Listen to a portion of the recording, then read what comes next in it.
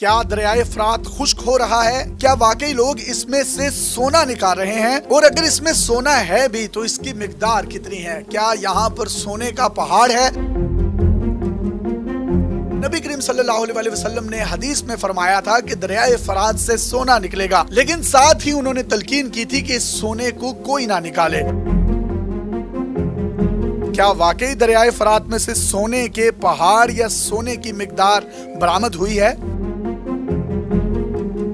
رسول کریم صلی اللہ علیہ وسلم نے فرمایا کہ قیامت اس وقت تک قائم نہیں ہوگی جب تک کہ دریائے فرات سے سونے کا پہاڑ نہ نکل آئے جس پر لڑائی ہوگی اور ہر 100 میں سے 99 آدمی مارے جائیں گے۔ ان میں سے ہر ایک یہ سوچے گا کہ شاید میں بچ جاؤں۔ ایک اور روایت میں رسول کریم صلی اللہ علیہ وسلم نے فرمایا کہ قریب ہے کہ دریائے فرات خشک ہو کر سونے کے خزانے کو ظاہر کر دے، لہٰذا جو شخص اس وقت موجود ہو اس میں سے کچھ بھی نہ لے۔ ان احادیث سے یہ ثابت ہوتا ہے کہ قیامت کی نشانیوں میں سے ایک نشانی دریائے فرات کا خشک ہونا بھی ہے، اور یہ انتہائی قریب آنے کی نشانیوں میں سے ایک ہے۔ اور اس حدیث میں یہ بھی تلقین کی گئی ہے کہ اگر اس میں سے سونے کا پہاڑ نکلے تو کوئی بھی شخص اس میں سے کچھ بھی نہ لے۔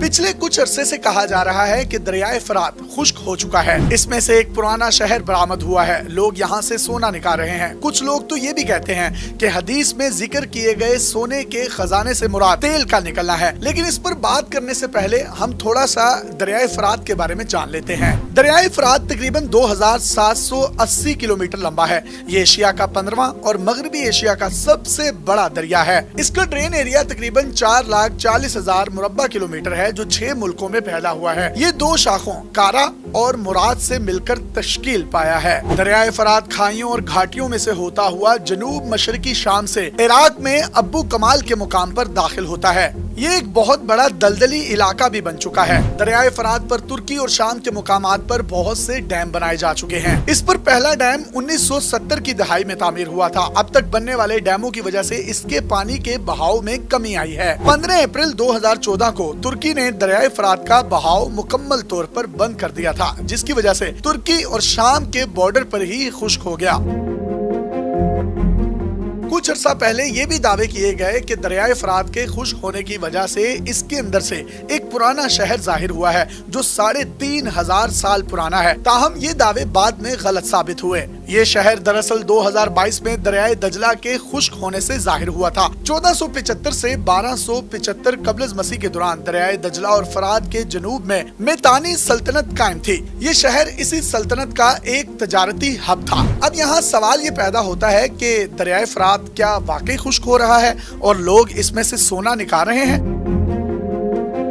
پہلی بات تو یہ ہے کہ دریائے فرات میں پانی کا بہاؤ ضرور کم ہوا ہے، لیکن یہ مکمل طور پر خشک نہیں ہوا۔ دوسری بات، سونا شروع سے ہی سب سے زیادہ ڈیمانڈ والی دھات رہی ہے۔ دریائے فرات دنیا کی سب سے مشہور آبی گزرگاہوں میں سے ایک ہے۔ ایسے دعوے کیے گئے ہیں کہ اس میں بہت زیادہ سونا موجود ہے۔ دریائے فرات کی تاریخ ہزاروں سال پرانی ہے اور یہ بہت سی تہذیبوں کے لیے پانی کا ایک اہم ذریعہ رہا ہے۔ ماضی میں دریا کے کنارے پر چھوٹے چھوٹے پیمانے پر سونے کی کان کنی کی کارروائیوں کی اطلاعات موصول ہوئی ہیں۔ کچھ لوگوں نے تو دریا کے کنارے میں کافی مقدار میں سونا ملنے کا دعویٰ بھی کیا ہے، لیکن ان دعووں کی بعد میں کوئی تصدیق نہیں کی گئی اور نہ ہی اس سے متعلق کسی بھی قسم کے شواہد یا ثبوت فراہم کیے گئے ہیں کہ دریا میں کافی مقدار میں سونا موجود ہے۔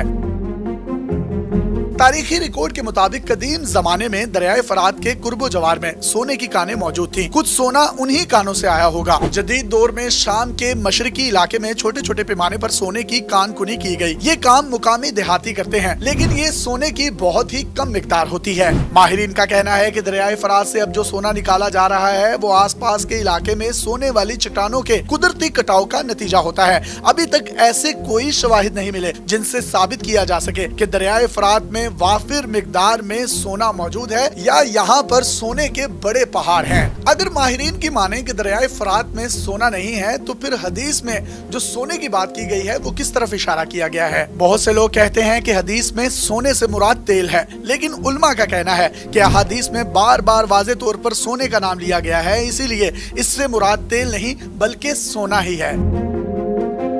हो सकता है कि दरियाए फरात के खुश्क होने पर किसी इलाके में खुदाई की जाए तो वहां से बेतहाशा सोना निकल आए। यूं भी हो सकता है कि क़यामत के करीब अल्लाह ताला खुद ही दरिया के पोशीदा खजानों को आम लोगों पर जाहिर कर दे। हुजूर करीम सल्लल्लाहु अलैहि वसल्लम ने ये पेशन गोई क़यामत के करीब के लिए की है। हमारा ईमान है कि ये हर्फ ब हर्फ दुरुस्त साबित होगी और इस तरीके से साबित होगी कि दुनिया के माहिरीन हैरान और परेशान हो जाएंगे। ये खालिस अल्लाह का इख्तियार है। अल्लाह जितना चाहता है और जिसको चाहता है इल्म अता करता है। जब उसकी क़यामत कायम करने की मंशा होगी तो हो सकता है कि वो खुद ही किसी माहिर के दिल में हदीस में जिक्र किए गए खजाने की असल लोकेशन